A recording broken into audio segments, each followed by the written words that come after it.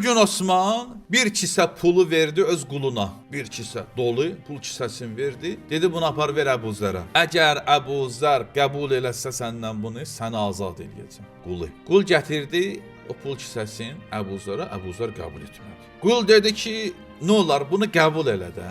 Əgər sən bunu qəbul eləsin, mən azad olacam. Əbu Zər dedi ki, bəli bilirəm. Sən azad olacaqsan.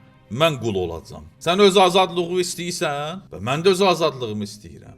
Mən bu pulu almağından dilim lal olacaq. Etiraz eləyə bilməyəcəm. Gözüm kölgəli olacaq. Artıq o haqqı tələb eləyə bilməyəcəm.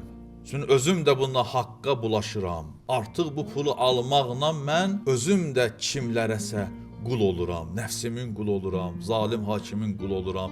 O haqsız rəhbərə ki, haqsızlıq edirdi, mən ona etiraz edirdim. Bu pulu almaqla özüm ona qul oluram. Bir çoxları nə üçün quldur? Bu zülmlərə etiraz edə bilmirlər. Özləri də bulaşıblar bu çirkaba ona görə. Rahat bilirlər ki, haqsızlıq var. Rahat bilirlər ki, xalqə zülm olunur. Amma nə üçün etiraz edə bilmirlər? Çünki özləri də bu prosesin iştirakçılarıdırlar. Özləri də quldular.